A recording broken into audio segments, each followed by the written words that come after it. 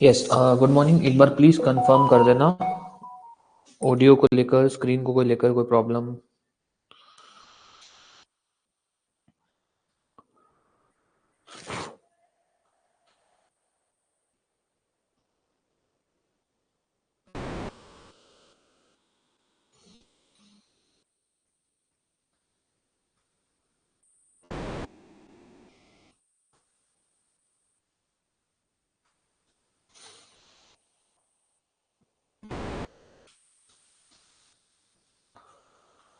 ठीक है, चलो बाकी लोग जब तक ज्वाइन करेंगे एक बेसिक सी बात पे डिस्कस कर लेते हैं अपने, खासकर छत्तीसगढ़ के माइनर लॉज को लेकर।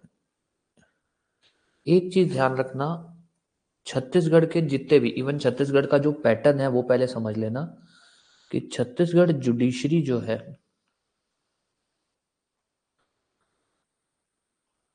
नॉर्मल जुडिशरी की तरह पैटर्न तो उसका भी यही है कि भाई वो आपसे पहले प्री, मेंस, इंटरव्यू, पैटर्न यही है। पर जैसे कि आपके मेंस में, नॉर्मली आपके मेंस में क्या क्वेश्चन पूछा जाता है? सब्जेक्टिव। लॉ भी एज ए क्वेश्चनेयर बोल दो या फिर सब्जेक्टिव फॉर्म में पूछा जाता है। पर एक मिनट, हाँ, किसी को ज्वाइन करने में प्रॉब्लम तो नहीं आ रहा?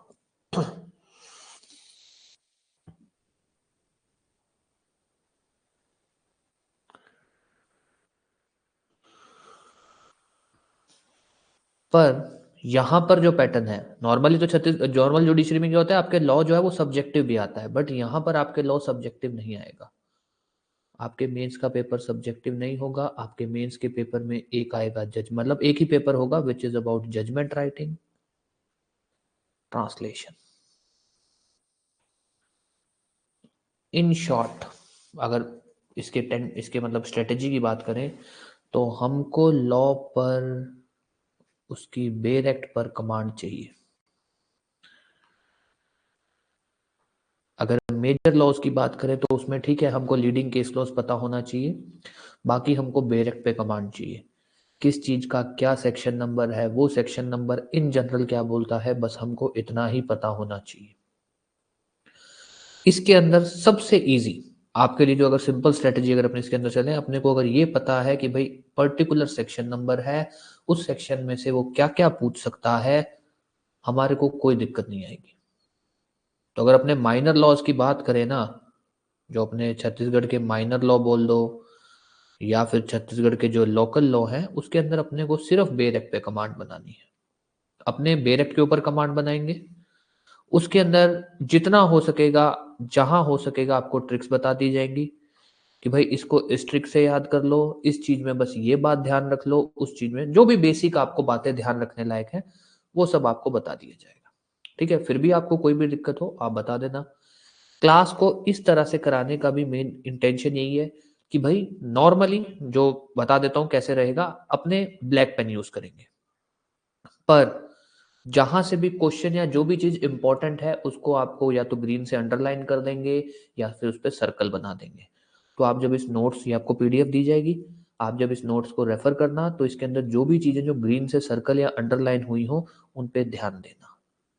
एक, दूसरा, इंडेक्स याद करना है आपको। हर माइनर या लोकल लॉ के इंडेक्स पे कमांड होना चाहिए। जैसे जैसे पढ़ते जाएंगे मैं बताता जाऊंगा कि भाई अगर कोई ऐसा सेक्शन नंबर है जो नहीं इंपॉर्टेंट है, वो तो मैं आपको बता दूंगा भाई इसको चाहे मत याद करना, पर अपने को इंडेक्स पे कमांड चाहिए। जैसे अभी अपने चालू करेंगे छत्तीसगढ़ का रेंट कंट्रोल एक्ट, तो अपने को वहां पर अपने को ये कमांड होनी चाहिए कि भाई इसमें कितने सेक्शन है, कौन सा सेक्शन नंबर क्या बोलता है, एक एक चीज। ठीक है, अपने को ये पता होना चाहिए भी, for example obvious her act के अंदर ही सेक्शन 2 ही डेफिनेशन होता है, एक्सेप्ट कोई रेयर आता है, जैसे आपका ट्रांसफर ऑफ प्रॉपर्टी एक्ट आ जाए या फिर आपका पहले इंडियन एविडेंस एक्ट होता था, ये सब तो रेयर बात है, अदरवाइज सेक्शन 2 ही डेफिनेशन होता है। तो उसके अंदर मान लो डेफिनेशन है, तो फॉर एग्जांपल एकोमोडेशन कहाँ डिफाइंड है, हैबिचुअल डिफॉल्टर कहाँ डिफाइंड है, एक एक चीज। तो जितना हो सकेगा हम आपको ट्रिक से याद कराएंगे, फिर भी आपको कोई भी दिक्कत हो तो आप बता सकते हो, एक चीज। दूसरी बात, जैसे ही कोई एक्ट खत्म होगा आपको उसके एमसीक्यूज दिए जाएंगे। एमसीक्यूज का सिंपल स्ट्रेटेजी, पर्टिकुलर टॉपिक में से या पर्टिकुलर एक्ट में से जितने भी एमसीक्यूज बन सकते हैं हम वो सब देंगे आपको। बेरेक पे कमांड, इंडेक्स पे कमांड चाहिए और एमसीक्यू सॉल्व करने हैं। ये तीन चीजें आपको करनी है माइनर और लोकल लॉ की स्ट्रेटेजी के लिए। आपको माइनर लॉ और लोकल लॉ पे जो कमांड बनाना है बस इतना ही करना है। आपको हर चीज का सेक्शन नंबर पता हो, वो सेक्शन इन जनरल क्या बोलता है ये पता हो, जिसको अपने बोलते हैं बेरेक पे कमांड कि भाई इंडेक्स मुझे अच्छे से याद है किस चीज का क्या सेक्शन नंबर है, वो सेक्शन इन जनरल क्या बोलता है मुझे पता है, एंड देन उसके एमसीक्यूज। ये तीन चीजों पे अपने को कमांड चाहिए। किसी को कुछ भी पूछना है तो पूछ सकते हो। फिर अपने क्लास चालू करते हैं। आपको नोट्स देंगे, ऐसा नहीं है कि नोट्स नहीं देंगे, जो नॉर्मल जो अपने जो स्ट्रेटेजी है जो अपना रहता है नोट्स देने वाला वो है, पर इस पीडीएफ को रेफर जरूर करना। इस पीडीएफ के अंदर बस यही होगा कि भाई जो जो इंपॉर्टेंट चीजें हैं वो अपने लिखेंगे, और जहां से क्वेश्चन आ सकता है उस चीज को आपको ग्रीन के अंदर या तो हाईलाइट कर दिया जाएगा या फिर अंडरलाइन कर दिया जाएगा, ये होगा। ठीक है जी। कुछ भी पूछना है आपको तो पूछ सकते हो, कोई क्वेश्चन छत्तीसगढ़ जुडिशरी को लेकर, फिर अपने आगे चलते हैं। इन शॉर्ट बस इतना ध्यान रखना, हमको लॉ प्री के हिसाब से पढ़ना है। हमको जो भी सब्जेक्ट पढ़ने हैं, अगर छत्तीसगढ़ जुडिशरी की बात करूं तो हमको लॉ पढ़ना है प्री के पर्पस के लिए, कि भाई प्री में लॉ, जैसे आप लोगों ने प्री एग्जाम दिया हुआ है या फिर जिन्होंने नहीं दिया हुआ तो वो लोग ध्यान रख लेना कि भाई प्री के अंदर जो टॉपिक आपसे पूछे जाते हैं बिल्कुल बेरेक्ट बेस लेवल आता है। अगर उसमें केस लॉ भी आता है तो लीडिंग केस लॉज आएगा, तो लीडिंग केस लॉज आपके अगर आएंगे भी तो वो आपके जो क्रिमिनल लॉ है, आपके सीपीसी है, वहां से पूछे जाएंगे, वो अपने आप को करवा देंगे। यहां से कोई केस लॉ नहीं पूछा जाता, फिर भी अगर कुछ होगा तो आपको बता देंगे। यस, कुछ भी पूछना है तो बता दो, अदरवाइज अपने क्लास चालू करें।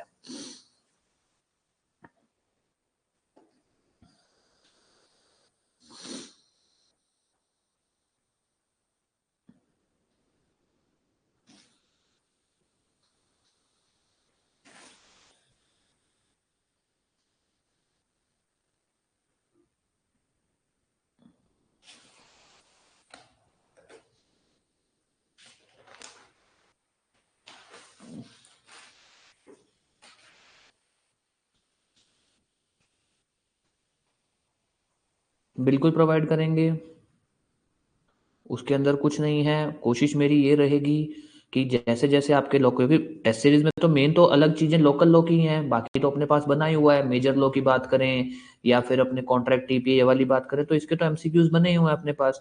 एमसीक्यूज तो चाहिए माइनर लॉज के, तो कोशिश ये रहेगी आपकी, कोशिश क्या आपको यही किया जाएगा कि जैसे ही आपका कोई माइनर लॉ खत्म होगा, जैसे अगर मैं बात करूं रेंट कंट्रोल है, रेंट कंट्रोल अपना हार्डली 3 से 4 दिन चलेगा, बहुत छोटा सा एक्ट है ये, 14 सेक्शन है, हार्डली 3 से 4 दिन चलेगा। जैसे ये 3 4 दिन बाद खत्म होगा हम आपको टेस्ट दे देंगे, इसके इसके जितने भी एमसीक्यूज बन सकते हैं वो सब दे देंगे।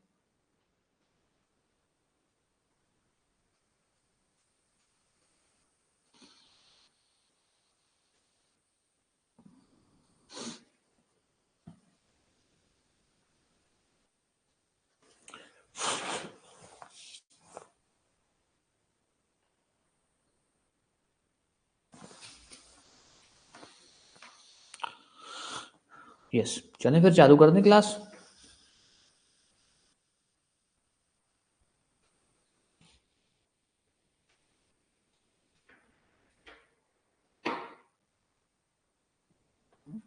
अब आ जाओ एक्ट के नाम पे। सबसे पहले छत्तीसगढ़ रेंट कंट्रोल एक्ट 2011। इसका सन याद रखना 2011, क्योंकि जो बच्चे जिन्होंने राजस्थान जुडिशरी दिया है उन वो थोड़े कंफ्यूज हो सकते हैं। ठीक है, तो ध्यान देना, छत्तीसगढ़ रेंट कंट्रोल एक्ट कब का है? 2011 का, मतलब एक तरह से 20s का लॉ है ये, 21st सेंचुरी का लॉ है, बहुत ही जल्दी आया हुआ है। अब इस पे थोड़ा इंपॉर्टेंट, नाम याद करने की जरूरत नहीं है, छत्तीसगढ़ रेंट कंट्रोल एक्ट 2011, ये सन याद रखना एक चीज। अब इससे रिलेटेड एक बेसिक बात, एक आपके सामने नाम आएगा, जिस नाम आप पढ़ोगे छत्तीसगढ़ एकोमोडेशन, वो एक्ट क्या क्या नाम होगा? Chhattisgarh accommodation control act. क्या होगा? Chhattisgarh, sorry,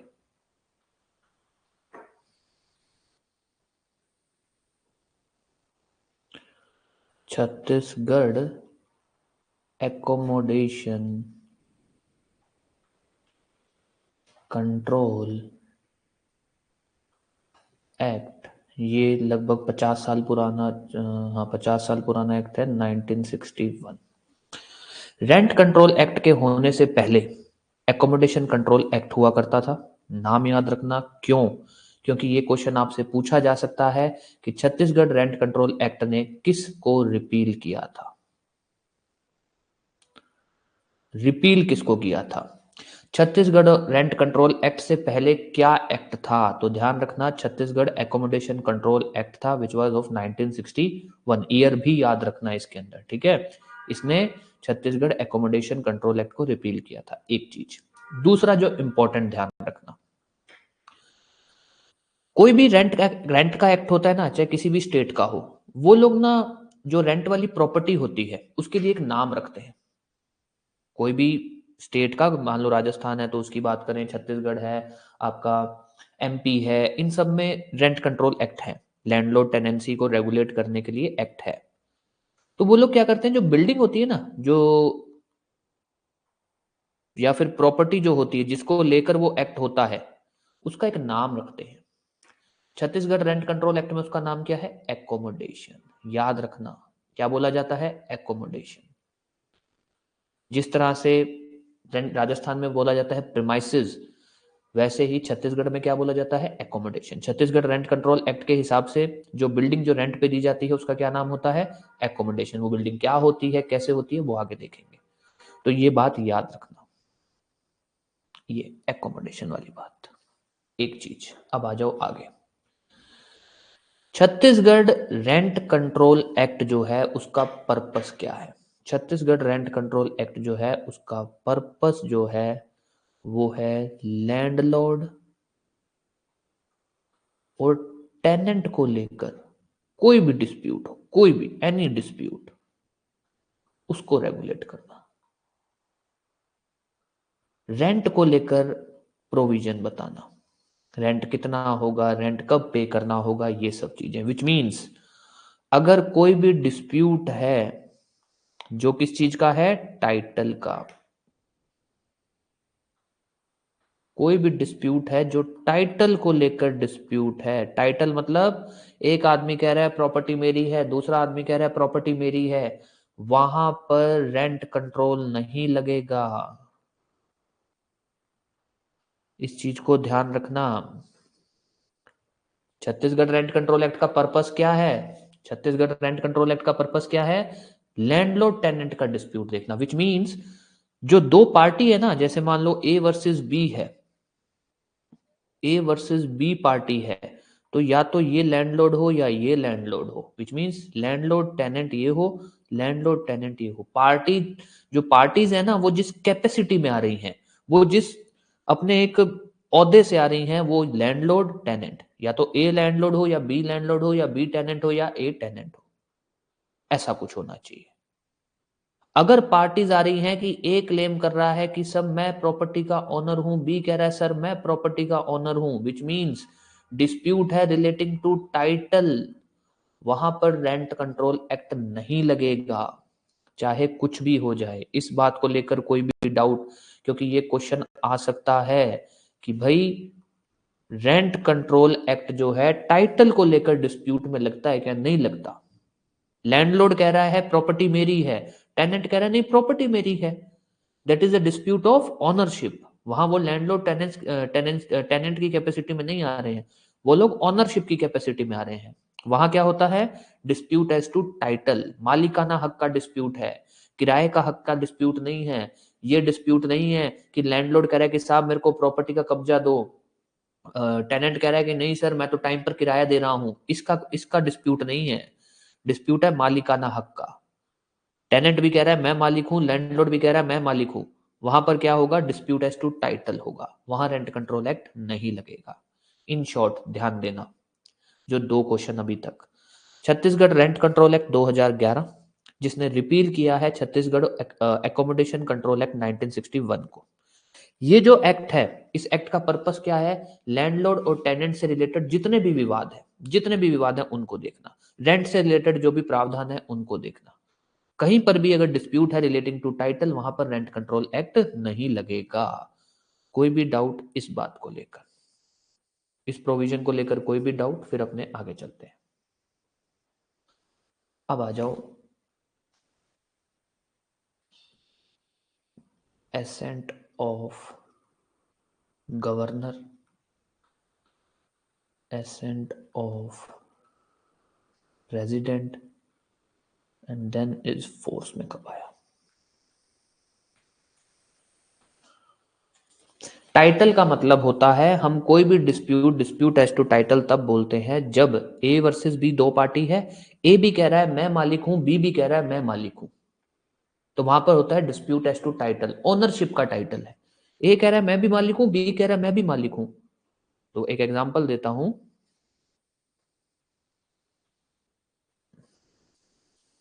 A versus B. ए कह रहा है सर मैं प्रॉपर्टी का ओनर हूं, बी कह रहा है सर मैं भी प्रॉपर्टी का ओनर हूं, दोनों ओनरशिप क्लेम कर रहे हैं। तो यहां डिस्प्यूट किस चीज का है? टाइटल का। डिस्प्यूट है ओनरशिप का। यहां रेंट का कोई डिस्प्यूट नहीं है, यहां रेंट का कोई डिस्प्यूट नहीं है। यहां ये नहीं है कि ए कह रहा है कि सर मैं लैंडलॉर्ड हूं, बी को मैंने प्रॉपर्टी किराए पे दी थी, उसको बोलो प्रॉपर्टी खाली करे। बी कह रहा है कि नहीं सर मैं तो टाइम पर किराया दे रहा हूं, मैं क्यों खाली करूं। ऐसा कुछ नहीं है। ए कह रहा है मैं भी मालिक हूं, बी कह रहा है मैं भी मालिक हूं। तो यहां पर क्या है, लैंडलॉर्ड टेनेंट का तो कोई डिस्प्यूट ही नहीं है। ना तो ए कह रहा है ए कह रहा है मैं टेनेंट हूं, ना बी कह रहा है मैं टेनेंट हूं, दोनों ही कह रहे हैं हम तो लैंडलॉर्ड ही हैं। यहाँ लैंडलॉर्ड वर्सेस टेनेंट का मामला नहीं बन रहा। यहाँ क्या हो रहा है, ए कह रहा है मैं भी मालिक हूं, बी कह रहा है मैं भी मालिक हूं। तो यहाँ लैंडलॉर्ड टेनेंट का तो टाइटल ही नहीं बना। इसको हम बोलते हैं कि अगर मालिकाना हक का डिस्प्यूट है ना, कि दोनों पार्टीज ये कह रही हैं कि हम मालिक हैं, तो वहां पर रेंट कंट्रोल एक्ट नहीं लगेगा।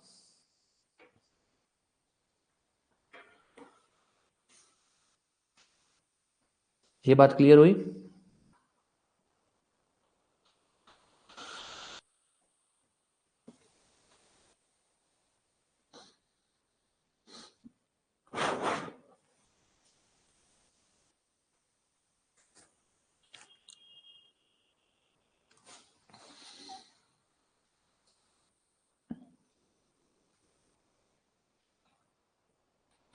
23 मई 2011, उसके बाद था 5 दिसंबर, नवंबर ठीक है, 5 दिसंबर 2012, 6 नवंबर 2012।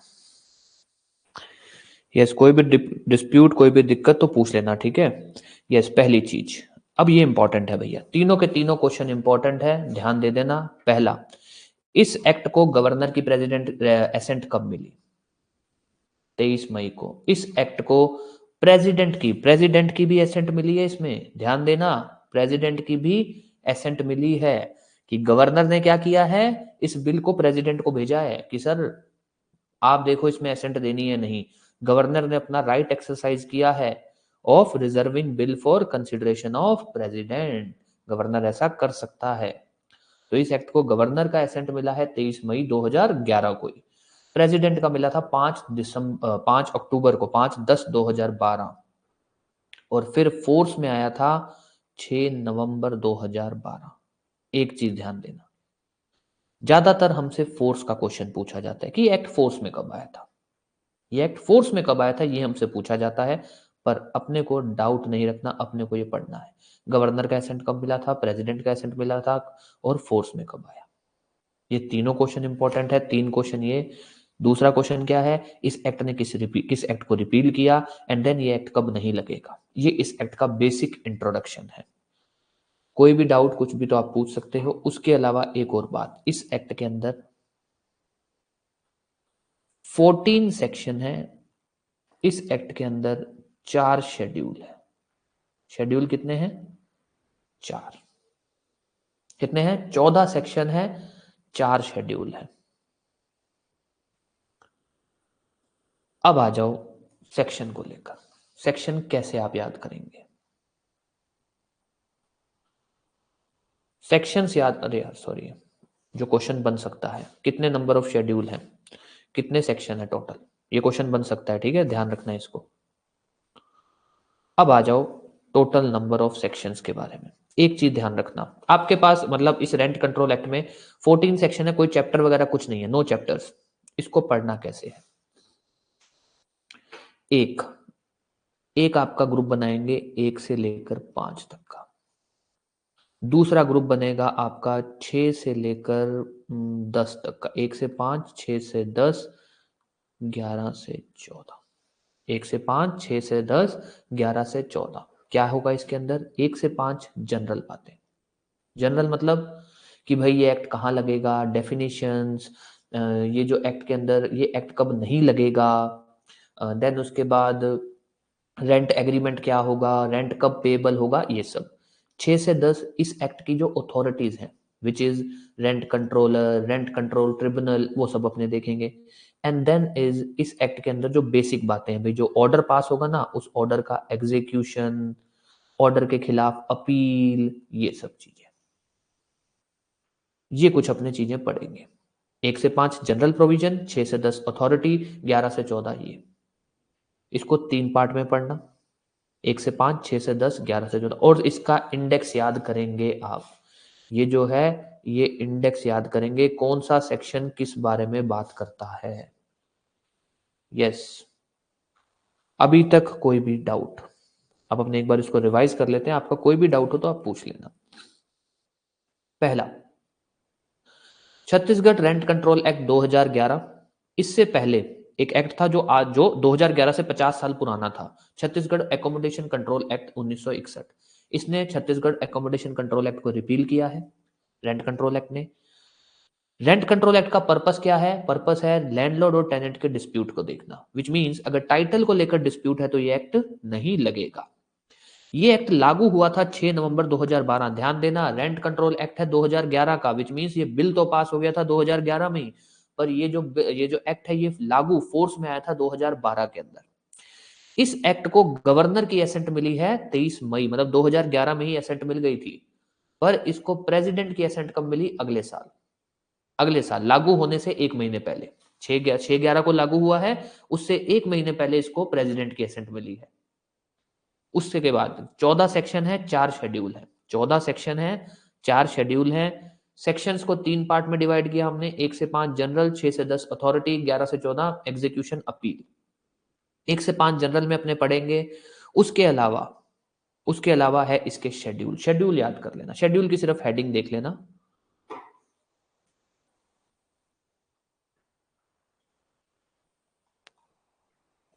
अपने इसको पढ़ेंगे भी, हालांकि शेड्यूल 1, 2, शेड्यूल 3, शेड्यूल 4। शेड्यूल 1 की अगर बात करें तो वो बात करता है टेनेंट की राइट्स, टेनेंट्स की राइट क्या क्या है। शेड्यूल 2 बात करता है लैंडलॉर्ड की राइट्स क्या क्या है। शेड्यूल 3 बात करता है टेनेंट की ड्यूटीज क्या क्या है। और शेड्यूल 4 बात करता है लैंडलॉर्ड की ड्यूटीज क्या क्या है। तो हमसे ये पूछा जा सकता है कि भाई कौन सा शेड्यूल किस बारे में बात करता है, सच एज शेड्यूल 1 क्या बोलता है सर? शेड्यूल 1 ऐसे ही पूछा जाएगा, शेड्यूल 1 टेनेंट की राइट के बारे में बात करता है, शेड्यूल 2 लैंडलॉर्ड की राइट्स के बारे में बात करता है, शेड्यूल 3 जो है वो अपने शेड्यूल 3 सॉरी लैंडलॉर्ड आएगा, ठीक है, शेड्यूल 3 जो है वो लैंडलॉर्ड, सॉरी गलत लिख दिया यहाँ पे, लैंडलॉर्ड की ड्यूटीज के बारे में बात करता है, शेड्यूल 4 टेनेंट की ड्यूटीज के बारे में बात करता है। एक चीज 1 and 4, 2 and 3,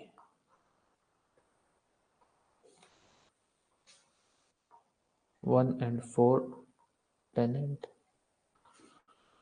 2 and 3 लैंडलॉर्ड। ये क्वेश्चन अपने प्री में पूछा जा सकता है, ध्यान दे देना इस पे कि कौन से नंबर का शेड्यूल किस बारे में बात करता है। जो रेंट कंट्रोल एक्ट है उसके अंदर टोटल नंबर ऑफ शेड्यूल्स कितने हैं, ये एक क्वेश्चन आ सकता है। कितने नंबर ऑफ शेड्यूल हैं, कौन सा शेड्यूल किसके बारे में बात करता है। शेड्यूल में कुछ इंपॉर्टेंट होगा वो अपने बात कर लेंगे, सारा शेड्यूल नहीं याद करना। जो भी कुछ इंपॉर्टेंट होगा ना, जैसे टेनेंट का राइट वाला शेड्यूल है, उसमें कितनी राइट्स हैं, अगर उसमें कोई इंपॉर्टेंट राइट्स होगी तो वो देख लेंगे। लैंडलॉर्ड की राइट्स है, कितनी राइट्स हैं, लैंडलॉर्ड की ड्यूटीज, टेनेंट की ड्यूटीज, इस तरीके से। यस, कुछ भी पूछना है तो फिर अपने इस एक्ट को चालू करते हैं।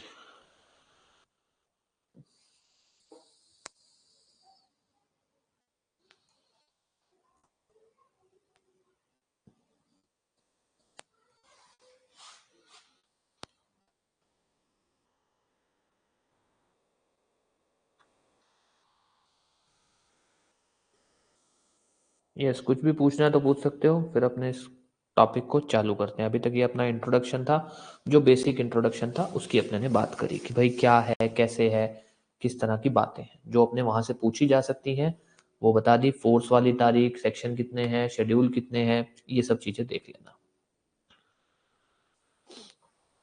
अभी आते हैं अपने टेनेंट। अभी अपने जो सेक्शन 2 चालू कर रहे हैं इसमें अपने यही पढ़ेंगे, लैंडलॉर्ड क्या होता है, टेनेंट क्या होता है, एकोमोडेशन में क्या क्या चीजें आती हैं, इसी पे बात करेंगे। टेनेंट इन शॉर्ट सिंपल सा मतलब है वो बंदा जो रेंट पे कर रहा है, वो बंदा जो रेंट पे कर रहा है उसको हम टेनेंट बोलते हैं, पर फिर भी अपने इसकी डेफिनेशन पढ़ेंगे।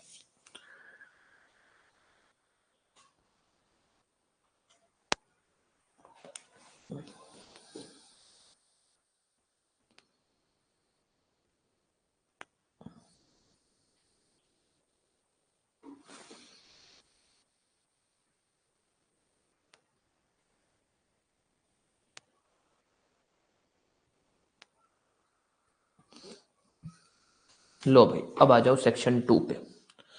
डेफिनेशन याद करने का इसका तरीका, टोटल डेफिनेशन है इसके अंदर 14। कितनी है?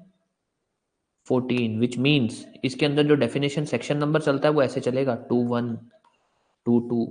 इसलिए बोल रहा हूं ये क्वेश्चन पूछा जाता है। उसने पूछा भाई एकोमोडेशन कहाँ डिफाइंड है, आपने ये तो याद कर लिया सबसे पहला एकोमोडेशन है, पर वो 2-1 है, 2A है, या फिर 2-1 ऐसे वाला है। ध्यान रखना, 2-1, 1-2-3 वाला चल रहा है, 2A चल रहा है, या 2-1 जो रोमन में चलता है, या फिर जो छोटे वाला 1 चलाते हैं I, वो वाला। तो ध्यान रखना ये वाला चल रहा है, 2-1, 2-2, 2-3, 2-4।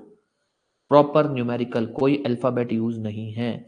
टोटल 14 डेफिनेशंस हैं। अब वो डेफिनेशंस पहले याद कर लेना कौन कौन सी हैं। पहले आ जाओ, डेफिनेशंस को अपने लगभग नहीं तो 4 पार्ट में डिवाइड करेंगे। सबसे पहला group AA, DH, AA, DH। फिर आ जाओ LMNO। फिर आ जाओ R वाला ग्रुप, R के अंदर 4 है। फिर आ जाओ S और T। अब आ जाओ, ध्यान देना किस तरह से याद करोगे। एक ग्रुप है AA, DH वाला, 2A, DH। फिर दूसरा ग्रुप है LMNO। फिर तीसरा ग्रुप है R, सिर्फ R का, उसमें 4 डेफिनेशन है। देन S और T, ये एक ही ग्रुप है। ये ऐसे लिख देते हैं, यहां लिख देते हैं S और T। अब आ जाओ, अगर ए पे बात करें भाई, ए पे क्या क्या आता है। ए इज फॉर एकोमोडेशन, सबसे पहला है एकोमोडेशन। दूसरा है एग्रीमेंट। तीसरा है D for district, H for habitual defaulter, habitual defaulter. अब आ जाओ L, L is for landlord, M is for municipal area, N is for notification. इसी तरह से हमको बेरेक्ट याद करना है ये वाला। इसके अंदर और कोई ऐसे सोच लो भी कंसेप्ट क्लियर करके अपने प्री क्लियर करेंगे, नहीं होगा, ऐसे ही पूछेगा। अभी क्वेश्चन और बता देता हूँ वो क्या क्या पूछता है ऐसे। देन R में 4 हैं, याद रखना कैसे सीक्वेंस है। रेंट, फिर आता है rent controller, then is rent controller के बाद रेंट कंट्रोल ट्रिब्यूनल,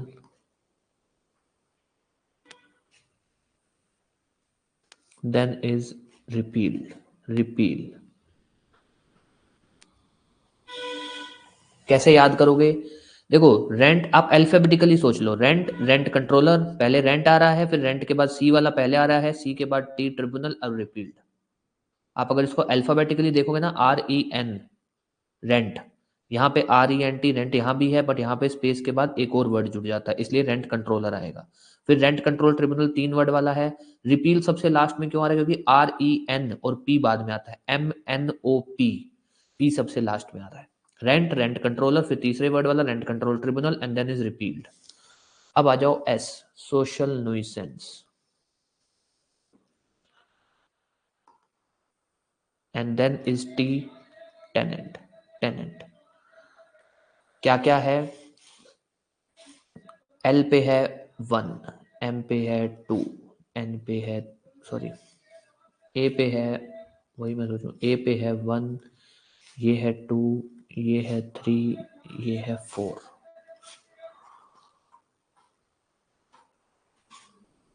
अब यहां से जो क्वेश्चन बनेंगे वो ध्यान देना। 5, 6, 7, 8, देन इज, कहाँ गया, 9, 10, 11, 12, 13, 14। अब जो क्वेश्चन बनते हैं, पहला क्वेश्चन, एकोमोडेशन कहाँ डिफाइंड है? 2.1। हैबिचुअल डिफॉल्टर कहाँ डिफाइंड है? 2.4। लैंडलॉर्ड कहाँ डिफाइंड है? 2.5। म्युनिसिपल एरिया कहाँ डिफाइंड है? 2.6। रेंट वर्ड कहाँ डिफाइंड है? रेंट कंट्रोलर कहाँ डिफाइंड है? रेंट कंट्रोल ट्रिब्यूनल कहाँ डिफाइंड है? सोशल न्यूसेंस कहाँ डिफाइंड है? टेनेंट कहाँ डिफाइंड है? अब या तो इसको रट लो 2.1 से लेकर 2.14, या फिर ये सीक्वेंस बना लो कि भाई ये जो सेक्शन 2 है डेफिनेशन का, ये अपना 4 पार्ट में है, जिसके अंदर 4 ग्रुप है। मतलब पहला ग्रुप आदि ग्रुप, आदि AA DI, उसको DI की जगह DH कर देना। देन इज LMNO का ग्रुप, तीसरा ग्रुप R का, and then is SO2 ST। उसके बाद A पे 2 है, एकोमोडेशन एग्रीमेंट, फिर डिस्ट्रिक्ट, D से डिस्ट्रिक्ट, H से हैबिचुअल डिफॉल्टर, L से लैंडलॉर्ड, M से म्युनिसिपल एरिया, N से नोटिफिकेशन, O से ओल्ड एक्ट। R में 4 हैं, कैसे याद करोगे? Rent controller, rent tribunal, repealed. ये 4 वर्ड याद कर लेना। इसको कैसे अरेंज करोगे ये हम बात कर चुके हैं। पहले रेंट, सबसे आखिरी में रिपील्ड, बीच में 2 वर्ड वाला आएगा, पहले रेंट कंट्रोलर, 3 वर्ड वाला आएगा बाद में रेंट कंट्रोल ट्रिब्यूनल। एस में है सोशल न्यूसेंस, टी में है टेनेंट। आपसे ये क्वेश्चन पूछेगा टेनेंट वर्ड कहाँ डिफाइंड है, लैंडलॉर्ड कहाँ डिफाइंड है, एकोमोडेशन कहाँ डिफाइंड है, रेंट वर्ड कहाँ डिफाइंड है, रेंट कंट्रोलर, क्योंकि उसको ये बात पता है कि जैसे ही, मतलब जिस बच्चे ने रटा होगा, इनके सेक्शन 2 रट रखा होगा, जैसे ही नंबर ऑफ सब्जेक्ट्स बढ़ेंगे, ऑब्वियस है कि इसके अलावा भी तो डेफिनेशंस पढ़ोगे ना आप, तो ऑब्वियस है कि आप डेफिनेशंस में कंफ्यूज होने लगोगे कि ये कहाँ था। तो बेटर ये है कि इस सीक्वेंस से पढ़ लो, इस बात को लेकर कोई भी डाउट। मेन रीजन कि आपको इस तरह से पढ़ाने का कि भाई आपके पास ये PDF चली जाएगी। तो आपके पास एक ग्रुप बना,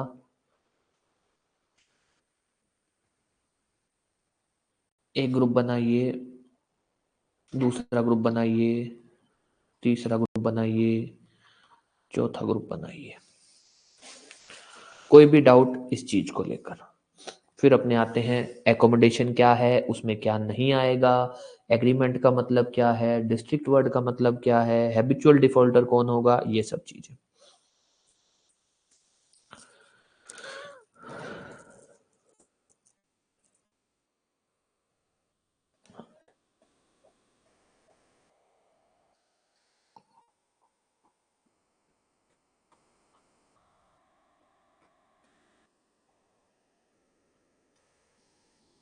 नोटिफिकेशन, नोटिफिकेशन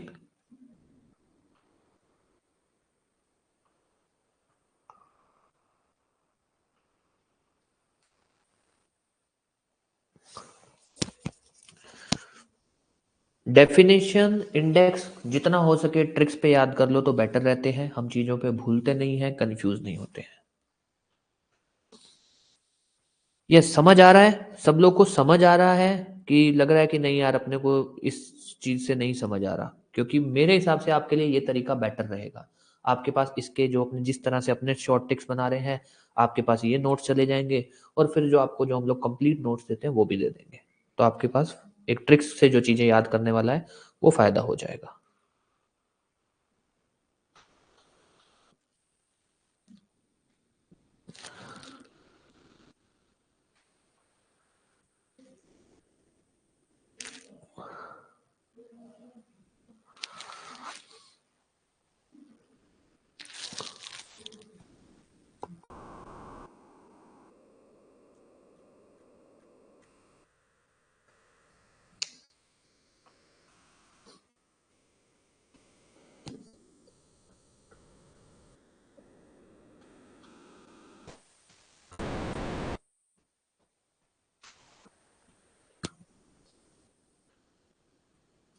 ठीक है, चलो अब आते हैं अपने डेफिनेशंस पे। अब ध्यान देना, डेफिनेशंस ना रटनी नहीं है कि लग गए कि एकोमोडेशन क्या होता है, रटना है, कुछ नहीं, वो ऐसे नहीं पूछेगा।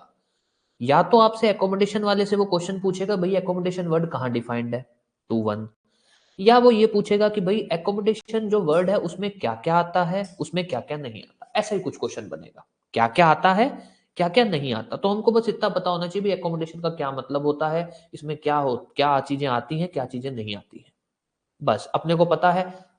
कोई मर्जी क्वेश्चन पूछ ले, वो क्या आता है क्या नहीं आता, एकोमोडेशन कहाँ डिफाइंड है वो अपने याद कर चुके हैं, कोई दिक्कत नहीं होगी। तो डेफिनेशंस रटना मत, कोई जरूरत नहीं है रटने की, सिर्फ समझ लेना, और जितना अच्छा समझोगे उतना ही आप आंसर को अच्छे से क्लियर कर पाओगे। ठीक है, तो सबसे पहले आते हैं एकोमोडेशन पे।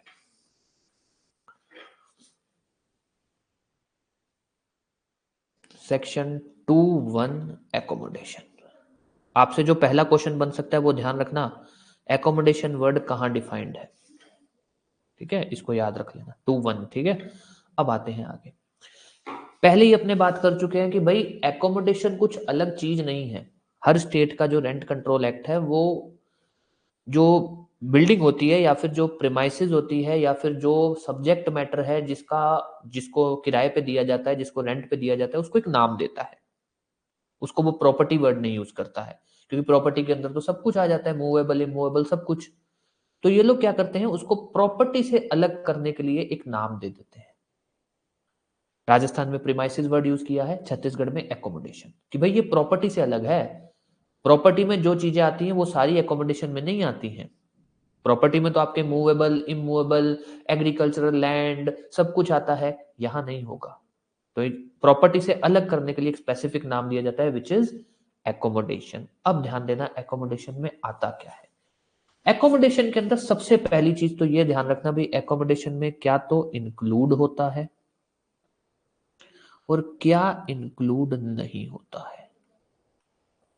क्या इंक्लूड नहीं होता है। एकोमोडेशन का सिंपल सा मतलब होता है ऐसी कोई भी बिल्डिंग जिसको आपने रेंट पे दिया है, चाहे तो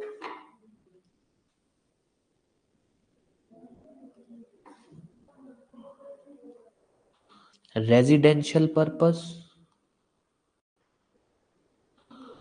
चाहे non residential purpose. In short कोई भी बिल्डिंग हो, कैसी भी बिल्डिंग हो, बस बिल्डिंग का मतलब क्या है कि भैया एक स्ट्रक्चर है जिसको आपने किराए पे दिया हुआ है। चाहे रेजिडेंशियल मतलब लोगों के रहने के लिए, चाहे नॉन रेजिडेंशियल मतलब कमर्शियल, लोग वहां पर व्यापार कर सकते हैं। फॉर एग्जाम्पल, मैंने गोडाउन किराए पे दिया, एक गोडाउन गोडाउन बना के किराए पे दिया, नॉन रेजिडेंशियल पर्पस के लिए बिल्डिंग है, वो भी एकोमोडेशन है। मैंने अपना घर किराए पे दिया, रेजिडेंशियल पर्पस की बिल्डिंग है, वो भी एकोमोडेशन है। एक चीज, उसके अलावा ये तो आ गया एक चीज जो बिल्डिंग का मतलब है। दूसरा और क्या इंक्लूड है उसके अलावा, आप जो भी बिल्डिंग किराए पर दे रहे हो उस बिल्डिंग के अंदर जो फैसिलिटीज हैं, फैसिलिटीज मतलब आप उनको जो भी एमेनिटीज दे रहे हो, आप उनको गार्डन, कोई बिल्डिंग में गार्डन है वो भी साथ में दे रहे हो, बिल्डिंग के अंदर गैरेज है वो भी साथ में दे रहे हो, बिल्डिंग के अंदर कोई आउट हाउस है वो भी साथ में दे रहे हो किराए पे, ये सब चीजें। फर्नीचर हो गया, अगर वो भी आप साथ में दिया है आपने किराए पे तो वो भी एकोमोडेशन है। फर्नीचर, एमेनिटीज, घर के अंदर मान लो आपने स्टेयर केस है तो स्टेयर केस, इन शॉर्ट जितना भी फर्नीचर, मान लो घर आप फर्निश्ड फ्लैट दे रहे हो किसी को किराए पे, furniture is a part of accommodation. जो भी आप उनको सुविधाएं दे रहे हैं, एमिनिटीज इज लाइक आप उनको मान लो इलेक्ट्रिसिटी साथ में दे रहे हो, तो वो भी एकोमोडेशन का पार्ट है। घर के अंदर गार्डन बना है, वो भी एकोमोडेशन का पार्ट है। घर के अंदर गैरेज बना है, एकोमोडेशन का पार्ट है। ठीक है, घर मतलब बिल्डिंग बोल रहा हूँ। घर मान लो, अगर नॉन रेजिडेंशियल तो गोडाउन मान लो। ठीक है, घर के अंदर एक आउट हाउस है, बाहर की तरफ एक सर्वेंट रूम बना हुआ है, आपने वो भी साथ में दिया है, तो that is also part of accommodation. That is also part of accommodation. In short accommodation के अंदर क्या क्या आता है, पहले ये ध्यान रखना। एकोमोडेशन का मतलब क्या होता है, कोई भी बिल्डिंग का मतलब क्या, कोई भी स्ट्रक्चर। सिंपल सी बात है कि भैया कोई भी स्ट्रक्चर हो। मान लो ये एक ये स्ट्रक्चर है, अब ये स्ट्रक्चर चाहे कुछ भी है, कुछ भी हो, 4 दीवारों का स्ट्रक्चर है, ठीक है, वो बिल्डिंग है। ऐसे नहीं है कि बड़ी सी होगी वही बिल्डिंग, 4 दीवारों का स्ट्रक्चर है, उसको आपने किराए पे दिया है, चाहे रेजिडेंशियल पर्पज से चाहे नॉन रेजिडेंशियल पर्पज, चाहे तो आप एक चीज। अब यहाँ पे क्वेश्चन देखना, पहला, एकोमोडेशन के अंदर रेजिडेंशियल नॉन रेजिडेंशियल दोनों आते हैं जी? दोनों आते हैं। क्या एकोमोडेशन के अंदर facilities, amenities, garden, garage, out house भी आता है? जी बिल्कुल आता है। इतना ही ध्यान रखना है बस। वो क्या क्वेश्चन पूछेगा, the term accommodation includes building for residential purpose, building for non-residential purpose, includes garden, garage, outhouse, furniture supplied along with building। क्या ये सब एकोमोडेशन में आता है? जी। नॉट इंक्लूड, दोबारा लिख देता हूं,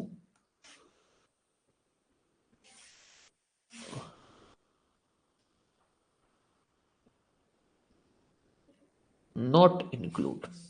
तो क्या है, कोई भी ऐसी बिल्डिंग चाहे रेजिडेंशियल या नॉन रेजिडेंशियल पर्पस के लिए, वो भी एकोमोडेशन है। विच मीन्स आपका जो रेंट कंट्रोल एक्ट है 2011, छत्तीसगढ़ रेंट कंट्रोल एक्ट, वो हर तरह की बिल्डिंग को लगता है जो रेजिडेंशियल पर्पस के लिए दी जा रही है, हर तरह की बिल्डिंग को लगता है जो नॉन रेजिडेंशियल पर्पस के लिए दी जा रही है। अगर आप बिल्डिंग के साथ कोई garden, garage, out house, furniture ये सब दे रहे हो, उसको भी लगेगा। अब आ जाओ किसको नहीं लगता। अगर जो आप बिल्डिंग दे रहे हो फॉर एग्रीकल्चर पर्पस, वो एकोमोडेशन नहीं है। कोई भी आप बिल्डिंग दे रहे हो फॉर एग्रीकल्चर पर्पस, इसको ध्यान रखना, वेरी वेरी इंपॉर्टेंट। कोई भी आप बिल्डिंग दे रहे हो for agriculture purpose, building agriculture purpose का मतलब यहाँ क्या है कि भैया खेती के लिए जमीन दे रहे हो, एग्रीकल्चर पर्पस है। आप किसी को आपकी कोई बिल्डिंग बनी हुई है, आप मान लो कोई पर्सन है जिसको आप दे रहे हो एग्रीकल्चर पर्पस के अंदर, आप एक तो खेती के लिए मान सकते हो, उसके अलावा खेती के अलावा, हाँ खेती के अलावा आपने अपनी जमीन दी, मान लो जमीन दी आपने लीज पे, और उसके साथ ध्यान देना, आपने जमीन दी लीज के ऊपर, और जब आपने जमीन लीज के ऊपर दी तो उस आपकी जमीन के अंदर कोई मान लो कोई रूम, कोई कमरा बना हुआ था, वो भी साथ में दे दिया, तो that is also agriculture purpose. दोबारा बोल रहा हूं, सिंपल सा इसमें जो आता है कि अगर आप अपनी जमीन किसी को दे रहे हो, खेती की जमीन किसी को लीज पे दे रहे हो, उसको ये एक्ट नहीं लगेगा, क्योंकि वो एकोमोडेशन नहीं है। दूसरा, आप किसी को अपनी जमीन दे रहे हो, उस जमीन के अंदर एक कमरा बना हुआ है और वो कमरा भी साथ में ही दे रहे हो, तो वो भी आप जमीन एग्रीकल्चर पर्पस के लिए दे रहे हो, तो वहां पर भी कमरा भी एग्रीकल्चर पर्पस के लिए दिया है, उसको ये एक्ट नहीं लगेगा, क्योंकि वो एकोमोडेशन नहीं है। पर आप किसी जो एग्रीकल्चर के लिए जो मान लो इक्विपमेंट यूज होते हैं, मान लो मशीनरीज यूज होती हैं, ट्रैक्टर बोल दो, हल बोल दो, ठीक है, कंबाइन बोल दो, ऐसी कोई बड़ी कंपनी है, और आप उस कंपनी को अपना बिल्डिंग दे रहे हो या गोडाउन दे रहे हो सामान रखने के लिए, वो एग्रीकल्चर पर्पस नहीं है। वो एग्रीकल्चर पर्पस नहीं है, ध्यान रखना। कि भाई कोई एग्रीकल्चर इक्विपमेंट बनाने वाली कंपनी है, कोई एग्रीकल्चर का जो ये बनते हैं, मान लो पेस्टिसाइड बोल दो, या फिर एग्रीकल्चर के अंदर जो ये स्प्रे वगैरह होती है, जो केमिकल यूज बनते होते हैं, उस केमिकल को बनाने वाली कंपनी है, उसको आप अपनी जगह किराए पर दे रहे हो फॉर, मान लो उसको अपनी फैक्ट्री खोलने के लिए जगह किराए पर दे रहे हो, या फिर गोडाउन दे रहे हो कि वहां वो अपना सामान रख सकता है, वो एग्रीकल्चर पर्पस नहीं है, वो कमर्शियल पर्पस है। वहां बिल्डिंग रेंट की है आपने फॉर कमर्शियल, मतलब non residential purpose. Agriculture purpose में सिर्फ दो ही चीजें आएंगी, एक आपने किसी को खेती की जमीन दी है एग्रीकल्चर पर्पस, दूसरा आपने जो किसी को जमीन दी है उसी जमीन के अंदर कोई रूम बना हुआ था और आपने साथ में दे दिया किराए पे, तो दैट इज ऑल्सो आपने वो रूम एग्रीकल्चर पर्पस के लिए दिया हुआ है। इस बात को लेकर कोई भी डाउट? क्यों? क्योंकि यहां पर ध्यान रखना, एक क्वेश्चन बनता है कि भाई जो आपका छत्तीसगढ़ रेंट कंट्रोल एक्ट है ना, वो अप्लाई होता है टू एकोमोडेशन। एकोमोडेशन को अब ध्यान देना, एकोमोडेशन में क्या है क्या नहीं है। तो ऐसी कोई भी चीज जो एकोमोडेशन में आती है उसको तो ये एक्ट लगेगा। कोई बिल्डिंग आप रेजिडेंशियल पर्पस के लिए दे रहे हो, नॉन रेजिडेंशियल उसकी फैसिलिटीज, उसको ये एक्ट लगेगा। पर एग्रीकल्चर पर्पस वाली बिल्डिंग को ये एक्ट नहीं लगेगा। क्यों? क्योंकि वो एकोमोडेशन नहीं है। यस, कोई भी डाउट इस बात को लेकर? क्वेश्चन जो बन सकता है, एकोमोडेशन वर्ड कहाँ डिफाइंड है? छत्तीसगढ़ रेंट कंट्रोल एक्ट किसको अप्लाई होता है? एकोमोडेशन को। एकोमोडेशन में क्या क्या है? रेजिडेंशियल या नॉन रेजिडेंशियल वाली building. Chhattisgarh rent control act कब नहीं लगता है? जब बिल्डिंग जो हम नॉन रेजिडेंशियल पर्पस से, या सॉरी, बिल्डिंग जो हम एग्रीकल्चर पर्पस से रेंट पे या फिर लीज पे देते हैं। एकोमोडेशन वर्ड के अंदर क्या आता है, एकोमोडेशन वर्ड के अंदर क्या नहीं आता है, इस तरह से आपके ये 3-4 क्वेश्चन बन सकते हैं। कोई भी डाउट इस बात को लेकर? क्योंकि एकोमोडेशन वर्ड इंपॉर्टेंट है, इसको लेकर कोई भी डाउट? एक मिनट यार। यस, कोई भी डाउट इस वर्ड को लेकर? एकोमोडेशन इंपॉर्टेंट है, इसको अच्छे से पढ़ लेना। एकोमोडेशन वर्ड में क्या आता है, एकोमोडेशन वर्ड में क्या नहीं आता है, उसी के हिसाब से दूसरा जो ये क्वेश्चन जो दूसरे तरीके से बनता है कि छत्तीसगढ़ रेंट कंट्रोल एक्ट किसको लगता है? एकोमोडेशन को। तो एकोमोडेशन में क्या आता है उसी को रेंट कंट्रोल एक्ट लगेगा। एकोमोडेशन में क्या नहीं आता उसको ये रेंट कंट्रोल एक्ट नहीं लगेगा।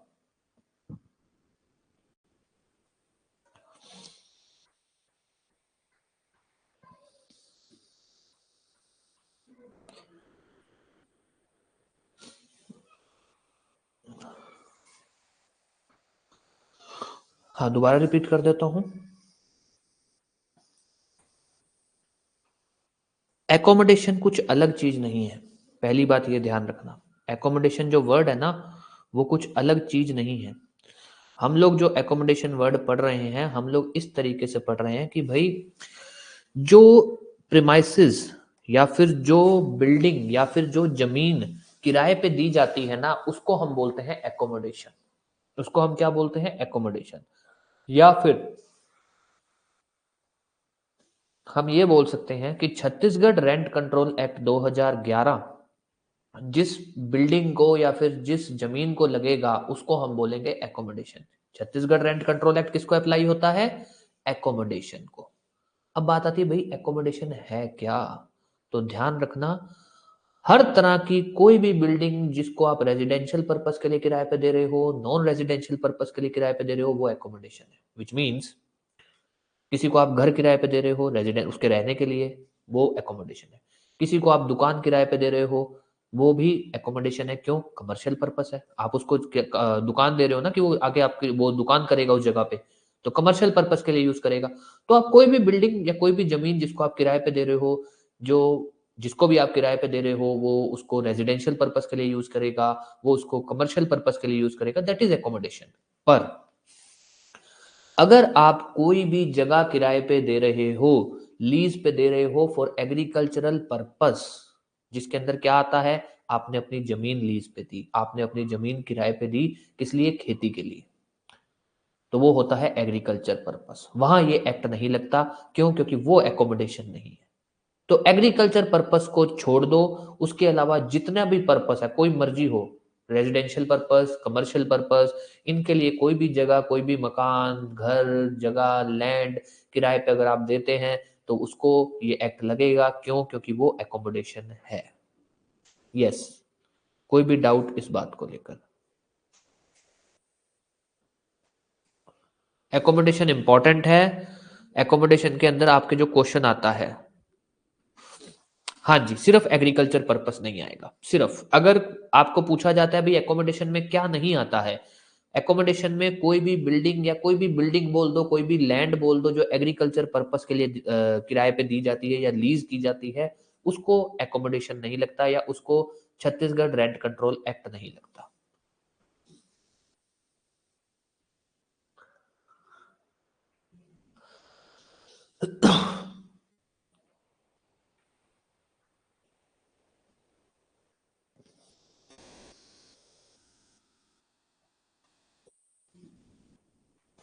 यस, कोई भी डाउट तो आप पूछ सकते हो। अब आ जाओ, विच इज बेसिक देख लेते हैं कि 2 बोलता क्या है और उसका बोलने का पर्पस क्या है। सेक्शन 2 सब सेक्शन 2 एग्रीमेंट, ये कहता है भाई आप पूरे एक्ट के अंदर जहां भी एग्रीमेंट वर्ड यूज देखोगे ना, उसका मतलब है रिटर्न एग्रीमेंट। उसका मतलब क्या है? Return agreement. आप पूरे एक्ट के अंदर कहीं पर भी एग्रीमेंट वर्ड देखोगे तो इसका मतलब है रिटर्न एग्रीमेंट, जिसका एक और मतलब निकलता है कि भाई as per Chhattisgarh rent control act जो भी एकोमोडेशन किराए पर दी जाएगी, रेंट पर दी जाएगी, वो कैसे दी जाएगी? By return agreement. क्योंकि सेक्शन 2 क्लियरली बोल रहा है कि भाई आप कहीं पर भी इवन एग्रीमेंट वर्ड भी पढ़ रहे हो ना, तो उसका मतलब है रिटर्न एग्रीमेंट। तो अगर आप कहीं पर पढ़ते हो, हम आगे जाके बात पढ़ेंगे कि भाई लैंडलॉर्ड अगर किराए पर कोई भी एकोमोडेशन देगा तो वह एग्रीमेंट देगा। एग्रीमेंट मतलब रिटर्न एग्रीमेंट, एग्रीमेंट मतलब रिटर्न एग्रीमेंट। तो रेंट कंट्रोल एक्ट क्या कहता है कि अगर आप as per Chhattisgarh rent control act क्या कहता है कि अगर आप अपनी कोई एकोमोडेशन किराए पर देंगे तो कैसे देंगे? By return agreement. Return agreement से ही किराए पर देंगे, ओरल एग्रीमेंट से नहीं दे सकते। आपको लैंडलॉर्ड को टेनेंट के साथ रिटर्न एग्रीमेंट करना होगा। कैसे बात आई ये कि भाई एग्रीमेंट वर्ड का मतलब ही क्या है? Return agreement. सिर्फ रिटर्न एग्रीमेंट, ओरल एग्रीमेंट नहीं है, रिटर्न एग्रीमेंट। विच मीन्स कि अगर लैंडलॉर्ड जमीन अपनी बिल्डिंग को या अपनी एकोमोडेशन को किराए पे देगा तो कैसे देगा? By return agreement. Oral agreement को तो यहाँ कहा कंसेप्ट ही नहीं है। कोई भी डाउट इस चीज को, ये क्वेश्चन आ सकता है।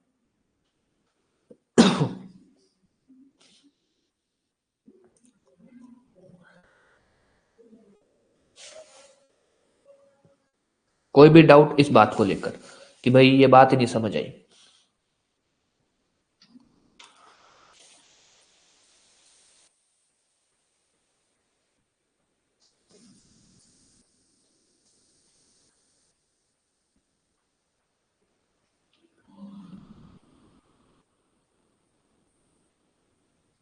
ठीक है, ये क्वेश्चन आ सकता है, ध्यान देना कि as per Chhattisgarh rent control act landlord अगर अपनी प्रीमाइसेस लैंडलॉर्ड अगर अपनी एकोमोडेशन किराए पर देना चाहता है तो बाय रिटर्न एग्रीमेंट देगा। फिर आ जाइए 2(3) विच इज डिस्ट्रिक्ट। यहाँ ये कुछ नहीं देखना कि भाई डिस्ट्रिक्ट का मतलब क्या है, नहीं पूछता। फिर भी बस इतना ध्यान रख लेना, द टर्म डिस्ट्रिक्ट जो है ये छत्तीसगढ़ रेंट कंट्रोल में डिफाइन नहीं है, ये डिफाइन है छत्तीसगढ़ लैंड रेवेन्यू में, लैंड रेवेन्यू कोड। तो जब अपने छत्तीसगढ़ लैंड रेवेन्यू कोड पढ़ेंगे तब अपने इसका मतलब भी पढ़ लेंगे। ऑल दो नॉट इंपॉर्टेंट, हमसे यहाँ से सिर्फ एक ही क्वेश्चन पूछा जा सकता है कि भाई डिस्ट्रिक्ट वर्ड जो है वो कहाँ पर डिफाइन किया गया है। एक डिस्ट्रिक्ट वर्ड का जो है मतलब है वो किस एक्ट में है, छत्तीसगढ़ रेंट कंट्रोल में है या लैंड रेवेन्यू में? लैंड रेवेन्यू में उसका मीनिंग बताया गया है। पर ये इंपॉर्टेंट नहीं है, बिल्कुल चांसेस नहीं आने के। रेयर टू रेयर बस एक क्वेश्चन बन सकता है कि डिस्ट्रिक्ट वर्ड डिफाइन कहाँ किया गया है, सेक्शन 2 सब सेक्शन 3। ये बात इसलिए बोल रहा हूं क्योंकि क्या है कि जो ये अपना पहला ग्रुप है, ये अपना पहला ग्रुप चल रहा है अभी। कहाँ गया? ये पहला ग्रुप चल रहा है 1 से 4 वाला, accommodation agreement district habitual defaulter. इस पहले ग्रुप के अंदर सिर्फ एक डिस्ट्रिक्ट है जो इंपॉर्टेंट नहीं है।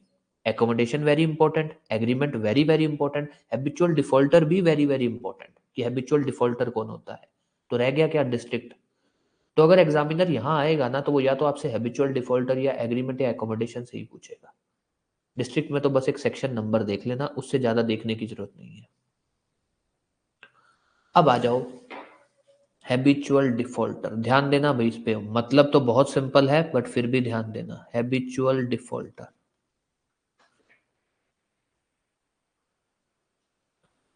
ये बता किसकी बात कर रहा है? ये कह रहा है भाई, ये बात कर रहा है टेनेंट की, टेनेंट की, किराएदार। कि यार ये जो किराएदार होता है उसको आप हैबिचुअल डिफॉल्टर कब बोल सकते हो, क्योंकि ऐसा है हम एक टॉपिक पढ़ेंगे एविक्शन ऑफ टेनेंट, कि टेनेंट को कब निकाला जा सकता है, तब हम बोलेंगे कि अगर वो हैबिचुअल डिफॉल्टर है तो, अगर वो हैबिचुअल डिफॉल्टर है ना तब उसको आप एकोमोडेशन से बाहर निकाल सकते हो, अगर वो हैबिचुअल डिफॉल्टर है तो। हैबिचुअल डिफॉल्टर का मतलब क्या होता है? हैबिचुअल डिफॉल्टर का मतलब ये होता है कि अगर जो टेनेंट है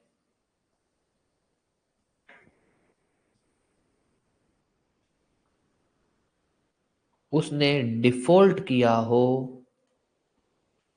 इन payment of rent and all dues for 3 or more times within 12 months। अब ध्यान देना, ये क्या कह रहा है कि भाई जो टेनेंट है ना, मान लो टेनेंट को किराया देना था, टेनेंट को किराया देना था 100 रुपए हर 1 तारीख को, हर 1 तारीख को उसने किराया देना था, ठीक है। उसने क्या किया भाई, मान लो 1 जनवरी को किराया देना था, 1 जनवरी को नहीं दिया, उसने किराया दिया मान लो 3 जनवरी को, फिर उसने 2-3 महीने बढ़िया किराया दिया, फिर उसने 1 मई को किराया देना था, उसने इस समय भी लेट कर दिया, उसने किराया दिया मान लो 5 मई को, फिर उसने, फिर मान लो बढ़िया चला चला वो, फिर उसने सितंबर का महीना आ गया, सितंबर में भी उसने 1 तारीख को किराया ना देके उसने दिया 5 सितंबर को। अब यहां देखना ये क्या कह रहा है, टेनेंट के बारे, सॉरी क्या कहते हैं, हैबिचुअल डिफॉल्टर के बारे में क्या बोलता है, ये कहता है भाई अगर टेनेंट जो है ना वो 3 या फिर उससे ज्यादा बार अगर डिफॉल्ट कर जाता है इन पेमेंट ऑफ रेंट, या फिर जो भी ड्यूज है, पेमेंट ऑफ रेंट ही मान लो भाई, रेंट से लेकर ही अपने को समझना है, या फिर अगर ओल्ड ड्यूज का मतलब है कि भैया रेंट तो दे रहा है पर मान लो उसको बिजली का बिल भी साथ में देना था, नहीं दिया, उसमें लेट कर रहा है, उसको कोई एडिशनल कोई मेंटेनेंस चार्ज देना था वो नहीं दिया, उसमें डिफॉल्ट कर रहा है, तो ये कह रहा है कि भाई ऐसा नहीं है, यहां ध्यान देना, ये कह रहा है कि ऐसा नहीं है कि अगर टेनेंट जो है वो लगातार 3 महीने तक किराया नहीं दे रहा तब हैबिचुअल डिफॉल्टर बनेगा, नहीं।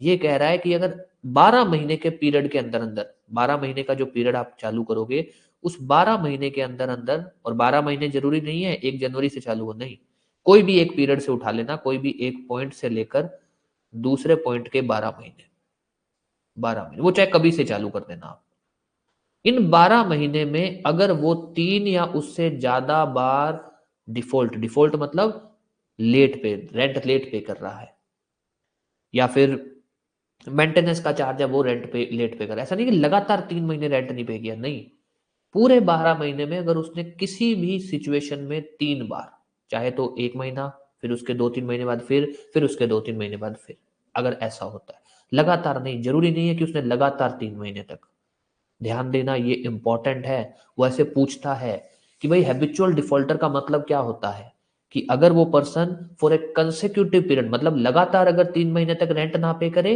या फिर किसी भी 3 महीने तक रेंट ना पे करे विद इन 12 मंथ, कौन सा होगा? अगर आपसे क्वेश्चन पूछा जाता है कि भाई जो हैबिचुअल डिफॉल्टर है वो कौन होगा, वो कौन होगा? एक, वो पर्सन जिसने लगातार 3 महीने तक रेंट नहीं पे किया,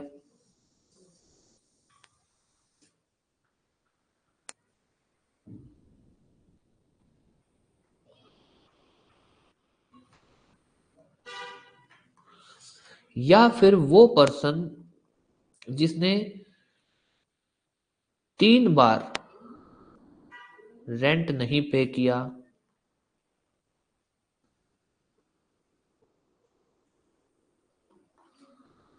विद इन 12 मंथ्स, 12 महीने का अगर पीरियड उठाएं उसमें उसने 3 बार रेंट नहीं पे किया, बताइए 1 या 2? हैबिचुअल डिफॉल्टर कौन होगा? वो पर्सन जिसने लगातार 3 महीने तक रेंट नहीं पे किया, या फिर वो पर्सन जिसने 3 बार रेंट नहीं पे किया, 12 महीने के अंदर अंदर 3 बार रेंट नहीं पे किया। नहीं पे करने का मतलब है कि भाई लेट पे किया, 1 तारीख को पे करना था, उसको फिर बोला कि भैया रेंट पे करो, फिर उसने उसके 4-5 दिन बाद रेंट पे किया, कौन सा होगा?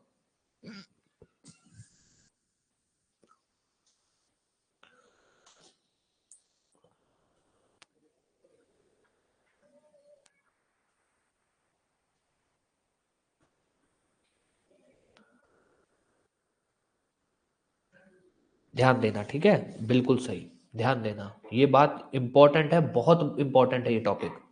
कई बहुत ये तो मतलब वेरी वेरी इंपॉर्टेंट क्वेश्चन है ये आपका, कि भाई हैबिचुअल डिफॉल्टर का मतलब क्या है। 2-3 बातें जो ध्यान रखना। एक, हैबिचुअल डिफॉल्टर का मतलब है वो बंदा जिसने 3 या उससे ज्यादा बार डिफॉल्ट किया हो इन पेमेंट ऑफ रेंट, और कितने महीने में? 12 महीने में।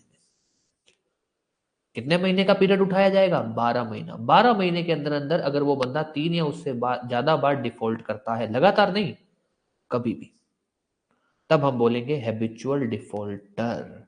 हैबिचुअल डिफॉल्टर कहां डिफाइंड है? 2 सबसेक्शन 4। इस बात को ध्यान रखना। क्या क्या क्वेश्चन आ सकते हैं? हैबिचुअल डिफॉल्टर कहां डिफाइंड है? हैबिचुअल डिफॉल्टर कब होता है? अगर कोई भी पर्सन 3 या उससे ज्यादा बार रेंट पे नहीं करता। कितने पीरियड के अंदर? 12 महीने। लगातार पे करने की, लगातार डिफॉल्ट की जरूरत है? नहीं, पूरे 12 महीने के अंदर अगर उसने 3 बार, कभी भी 3 बार अगर डिफॉल्ट किया हो, चाहे लगातार हो या ना हो, कोई फर्क नहीं पड़ता। कोई भी डाउट इस बात को लेकर इंपॉर्टेंट है, ध्यान रखना। पहला ग्रुप अपना खत्म होता है, which is accommodation agreement, district और हैबिचुअल डिफॉल्ट।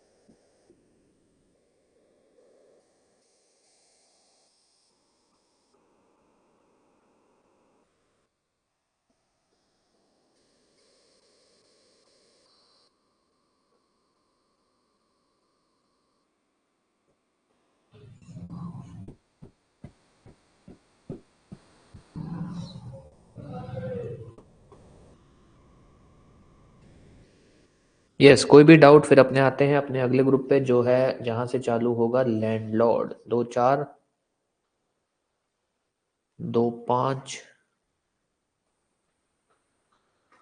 लैंडलॉर्ड। अब ध्यान देना लैंडलॉर्ड की डेफिनेशन आप जो अपने को समझने की मतलब है, अपने को उससे और क्या लेना देना।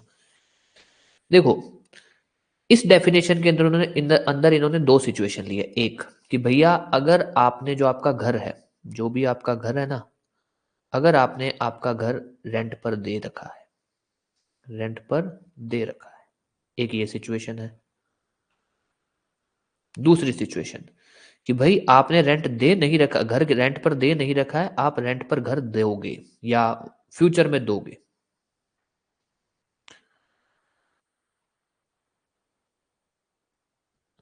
अब ध्यान देना, ये कहते हैं भाई अगर तो रेंट घर या मान लो एकोमोडेशन रेंट पर दे रखा है, एकोमोडेशन वर्ड यूज करते हैं। अगर आपने एकोमोडेशन रेंट पर दे रखा है, तो हम लैंडलॉर्ड किसको बोलेंगे? हम बोलेंगे लैंडलॉर्ड एक वो पर्सन जो रेंट रिसीव कर रहा है।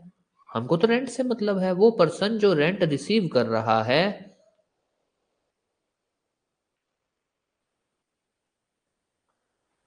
वो हमारे लिए लैंडलॉर्ड है, जो पर्सन रेंट रिसीव कर रहा है, ठीक है। दूसरा, अच्छा अगर रेंट पर दिया नहीं है, फ्यूचर में देंगे तब क्या है? तो ये कह रहा है भाई वो पर्सन जो रेंट रिसीव करेगा, वो पर्सन जो रेंट रिसीव करेगा, विच मीन्स ओनरशिप से कोई मतलब है क्या? ये कहते हैं ना, हमें ओनर से कोई लेना देना नहीं, हमारे लिए लैंडलॉर्ड कौन है? जो रेंट रिसीव कर रहा है। यहाँ ये देखो लैंडलॉर्ड किस पे चल रहा है? रेंट रिसीव कौन कर रहा है ये बताओ? वो है लैंडलॉर्ड, वो है लैंडलॉर्ड, रेंट रिसीव जो कर रहा है, ठीक है जी। तो इन्होंने पहले तो ये 2 सिचुएशन बनाई। एक, अगर रेंट पर दे रखा है तो वो पर्सन जो रेंट रिसीव कर रहा है, और अगर रेंट पर आपने दे नहीं रखा, हो सकता है रेंट पर आप फ्यूचर में दोगे, तो है कि वो पर्सन जो रेंट रिसीव करेगा जब एकोमोडेशन रेंट पर दी जाएगी, ठीक है। अब यहाँ एक क्वेश्चन उठा कि भाई ये जो पर्सन है, आप ये कह रहे हो कि जो रेंट रिसीव कर रहा है वो लैंडलॉर्ड है। हाँ जी बिल्कुल है, ओनरशिप से कोई मतलब नहीं है, ओनरशिप से कोई मतलब नहीं है। तो विच मीन्स ये पर्सन चाहे तो रेंट रिसीव कर रहा है ऑन अकाउंट पे, ऑन अकाउंट मतलब लैंडलॉर्ड है, मालिक है, और वही रेंट रिसीव कर रहा है। चाहे रेंट रिसीव कर रहा है as guardian, receiver of property, which means कि भाई लैंडलॉर्ड कौन हुआ? लैंडलॉर्ड वो पर्सन हुआ, पहली सिचुएशन ले रहे हैं कि अगर रेंट पर दे रखा है तो वो पर्सन जो रेंट रिसीव कर रहा है, चाहे खुद के अकाउंट में, विच मीन्स ऑनर है और खुद रिसीव कर रहा है, या फिर किसी और के बिहाफ पे रिसीव कर रहा है as a guardian, receiver, trustee, या जो भी लॉफुल ग्राउंड बन सकते हैं।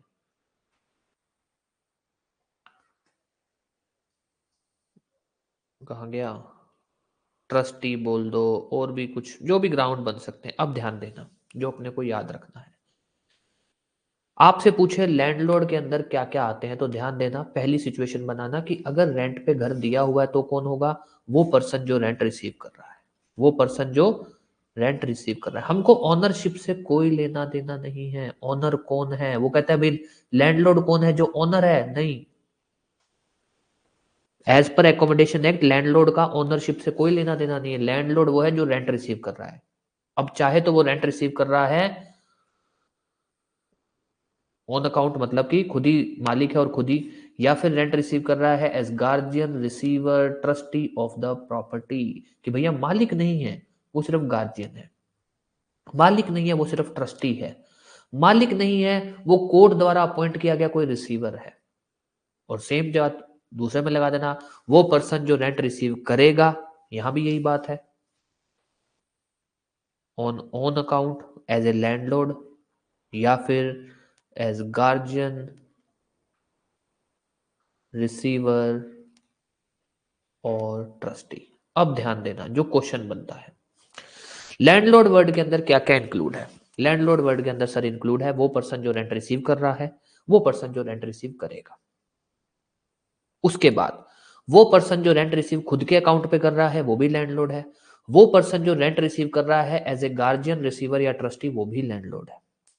वो पर्सन जो रेंट रिसीव करेगा खुद के अकाउंट पे वो भी लैंडलॉर्ड है। वो पर्सन जो रेंट रिसीव करेगा एज गार्जियन, रिसीवर या ट्रस्टी, वो भी लैंडलॉर्ड है। अब इसको अपने लिख देते हैं, किस तरीके से आपको याद करना है। भाई लैंडलॉर्ड के अंदर क्या आता है? वो पर्सन जो रेंट रिसीव कर रहा है, रेंट रिसीव कर रहा है on his own account. Own account मतलब कि भाई मालिक है वो, on his own account.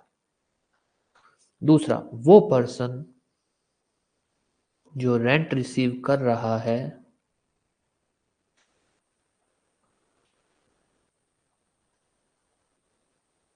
As guardian या फिर ट्रस्टी या फिर रिसीवर। तीसरा, वो पर्सन जो रेंट रिसीव करेगा ऑन हिज ओन अकाउंट। ये सिचुएशन कब मानी इन्होंने? अगर प्रॉपर्टी अभी किराए पे नहीं है और दी जाएगी। वो पर्सन जो रेंट रिसीव करेगा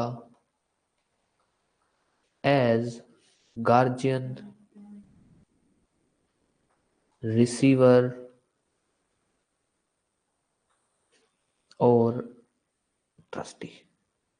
ये चार लोग हैं। ये चार लोग में से कोई भी है वो लैंडलॉर्ड है। पहला, दूसरा, तीसरा, चौथा। विच मीन्स मालिक जो है, मतलब खुद के मालिक जो है, अगर वो रेंट रिसीव कर रहा है तो वो लैंडलॉर्ड है। अगर कोई person as a guardian of property या ट्रस्टी ऑफ प्रॉपर्टी या रिसीवर ऑफ प्रॉपर्टी, ये चार लोग, चार चीजें याद कर लेना। मालिक रेंट रिसीव कर रहा है तो लैंडलॉर्ड है, या फिर कोई person as a guardian, trustee या फिर रिसीवर रिसीव कर रहा है तो वो भी क्या माना जाएगा? वो भी माना जाएगा लैंडलॉर्ड। वो क्या होगा? लैंडलॉर्ड। यस, इसके अंदर कोई भी डाउट आपसे जो पूछा जा सकता है, एक लैंडलॉर्ड वर्ड कहाँ डिफाइंड है, एक क्वेश्चन, लैंडलॉर्ड वर्ड कहाँ डिफाइंड है। लैंडलॉर्ड वर्ड के अंदर क्या क्या इंक्लूड होता है, लैंडलॉर्ड वर्ड में चार चीजें इंक्लूड होती हैं, चारों याद कर लेना। एक, person receiving rent on his own account, person receiving rent as guardian, trustee या फिर receiver, person receiving rent on account of, मतलब पर्सन जो रेंट रिसीव करेगा या फिर वो पर्सन जो रेंट रिसीव करेगा एज गार्जियन, विच मीन्स, पहला पॉइंट,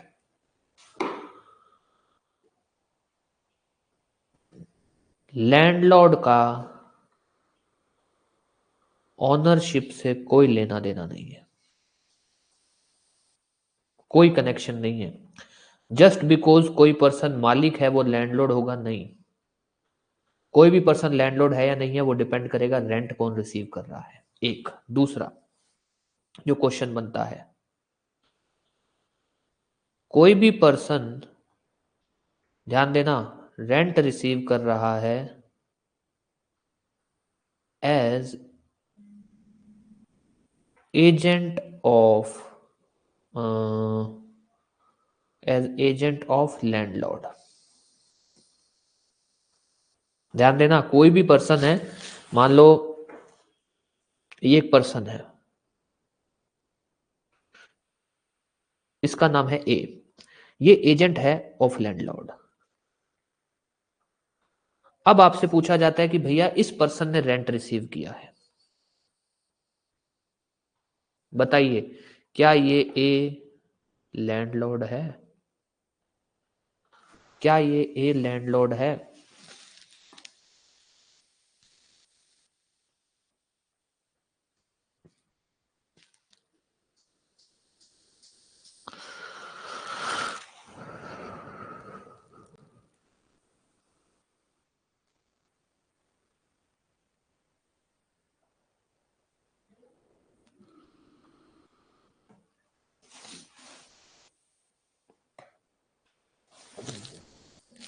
क्यों नहीं है, आपने बोला लैंडलॉर्ड नहीं है, ये क्यों नहीं है, रीजन आपको ऐसा क्यों लगा कि ये क्यों नहीं होगा लैंडलॉर्ड।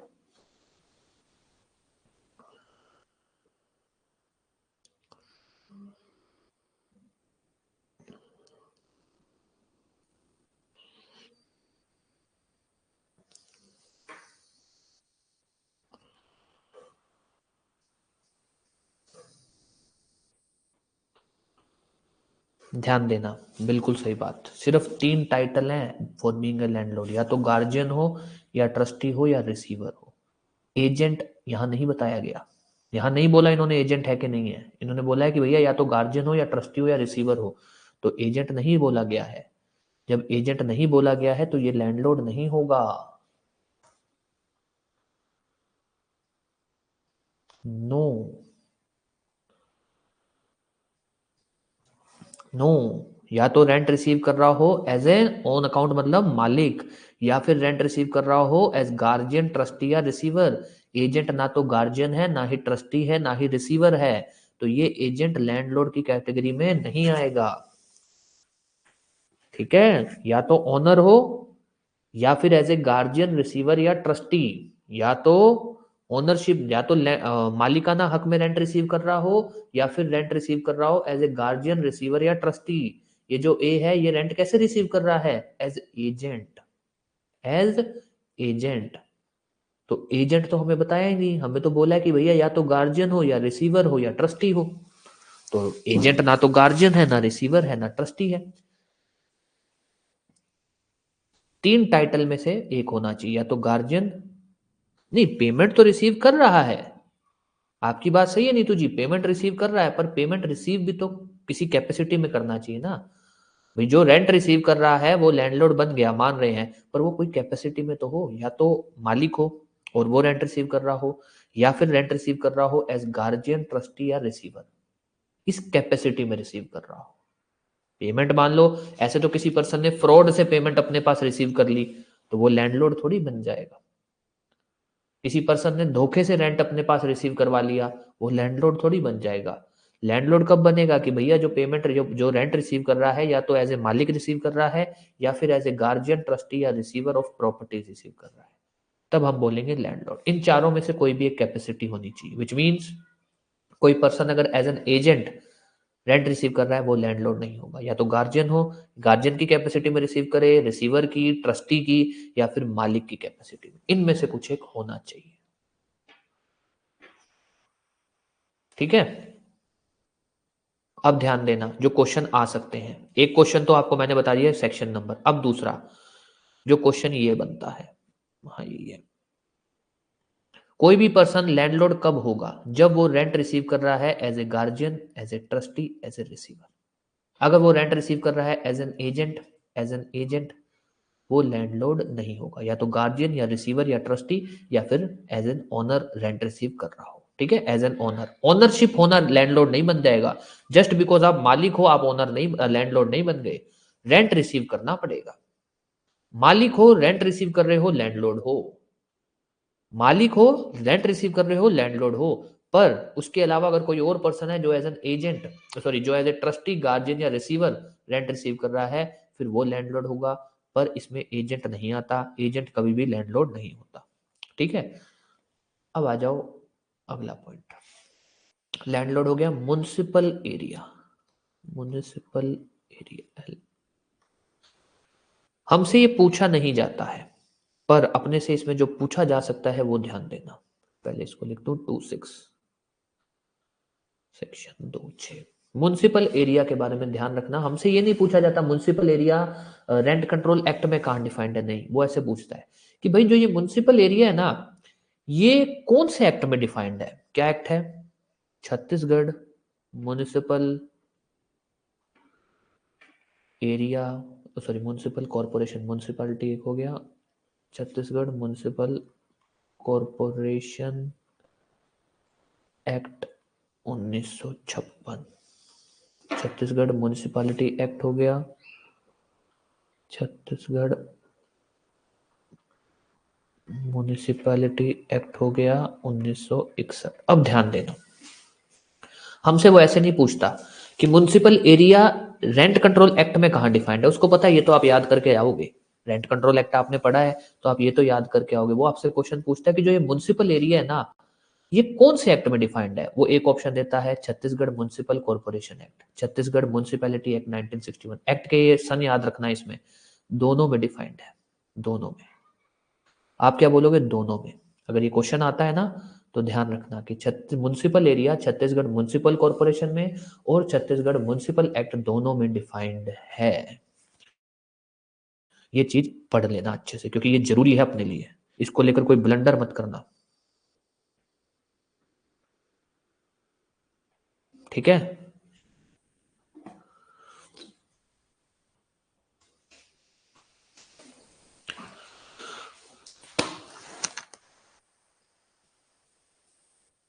आपसे प्री के क्वेश्चन ऐसे ही पूछेगा वो। रेंट कंट्रोल एक्ट बहुत छोटा सा एक्ट है, इसके अंदर ऐसे ही क्वेश्चन बनेंगे।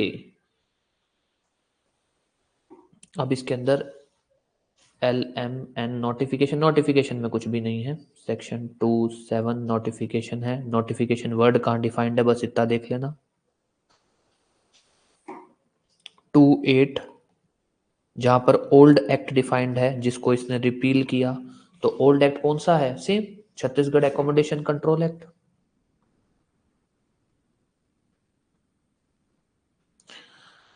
एकोमोडेशन कंट्रोल एक्ट 1961 इंपॉर्टेंट नहीं है ना, तो नोटिफिकेशन इंपॉर्टेंट है ना ही ओल्ड एक्ट इंपॉर्टेंट है, दोनों ही इंपॉर्टेंट नहीं है। जो अब तक इंपॉर्टेंट है, एक म्युनिसिपल एरिया में बस ये देख लेना कि भाई इसके जो दोनों एक्ट हैं जहां पर म्युनिसिपल एरिया डिफाइन किया गया वो कौन से हैं। लैंडलॉर्ड वर्ड वेरी इंपॉर्टेंट, अच्छे से पढ़ना। लैंडलॉर्ड के अंदर यही है कि भैया वो पर्सन लैंडलॉर्ड माना जाएगा जो या तो being an ownership rent receive कर रहा हो। रेंट रिसीव करना जरूरी है, रेंट रिसीव करना is very very important for being a landlord, rent receive करना। अब ध्यान देना, अगर आपको ऐसे याद करना है ना तो इस तरह से याद कर लेना कि वो भैया जो भी पर्सन जो रेंट रिसीव कर रहा है, चाहे तो एज ओनर, चाहे तो एज गार्जियन, चाहे तो एज ट्रस्टी, चाहे तो एज रिसीवर, इन चारों में से कोई होना चाहिए। रेंट रिसीव करना जरूरी है। रेंट चाहे एज एन ओनर, चाहे गार्जियन, चाहे ट्रस्टी, चाहे रिसीवर। एजेंट है नहीं, और कुछ भी है लैंडलॉर्ड में नहीं आएगा। Very important. उसके बाद लैंडलॉर्ड वर्ड कहाँ डिफाइंड है, हैबिचुअल डिफॉल्टर वेरी इंपॉर्टेंट कहाँ डिफाइंड है, district word not important. Agreement को लेकर बस इतना याद रख लेना कि भैया छत्तीसगढ़ रेंट कंट्रोल एक्ट के हिसाब से अगर कोई भी पर्सन किराए पे कोई अकोमोडेशन देगा तो रिटर्न एग्रीमेंट होना चाहिए। Then accommodation word very very important, क्या नहीं आता ध्यान रखना, एग्रीकल्चरल पर्पस। सेक्शन 2 का इंडेक्स अच्छे से याद करना। देन शेड्यूल कितने हैं, 4, शेड्यूल 1 क्या बोलता है, 2 क्या बोलता है, 3 क्या बोलता है, 4, सेक्शन कितने हैं, 14, इसके अंदर अपने अमेंडमेंट भी देखेंगे। देन कब फोर्स में आया, कब गवर्नर की असेंट मिली, कब प्रेसिडेंट की असेंट मिली, टाइटल को लेकर डिस्प्यूट है तो ये एक्ट नहीं लगेगा, ये कुछ एक चीजें हैं। ठीक है, रेंट कंट्रोल ने रिपील किसको किया, ये कुछ एक चीजें हैं। कोई भी डाउट कुछ भी आप पूछना चाहते हो हमारी तरफ से, मतलब मेरे हिसाब से आपकी ये क्लास अगर इस तरह से हो तो ज़्यादा बेटर रहेगा, बट फिर भी अगर आपका कोई सजेशन हो तो आप बता देना कि आपको इसके पीडीएफ मिल जाएगी, आपको ये मार्क किया जा रहा है भाई इसमें से क्या क्या क्वेश्चन आ सकता है, क्या क्या अपने को देखने की जरूरत है, सब कुछ।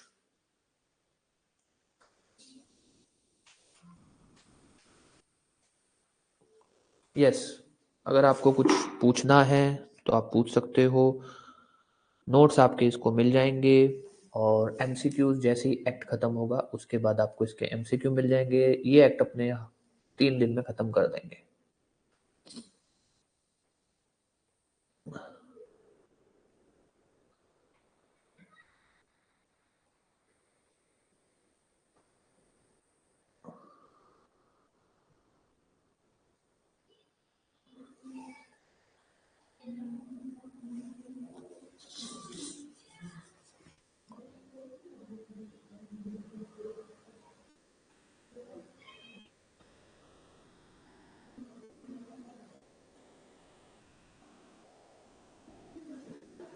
ठीक है, नोट्स आपको मिल जाएंगे, फिर भी आपको कोई भी दिक्कत है तो आप बता देना। ओके, चलो भाई अब अपने एक बार क्लास खत्म करते हैं। देन अपने वही अगली क्लास 4:30 बजे सेम वही बीएनएस की क्लास चलती रहेगी, और सुबह अपने ये करेंगे। टारगेट के हिसाब से अगर बात करें तो अपने माइनर और लोकल लॉ की अगर बात करें, सिर्फ एक लैंड रेवेन्यू कोड है जो थोड़ा सा बड़ा लंबा चलेगा, बाकी सब इतने ज़्यादा बड़े नहीं हैं। कोर्ट फीस रजिस्ट्रेशन बहुत छोटे हैं, एनआई का थोड़ा सा टाइम लग जाएगा, तो मैक्सिमम अपने 2:40 से 45 नहीं हाँ 2 महीने के अंदर अंदर अपने खत्म कर देंगे। ठीक है, चलो भाई, best of luck, thank you.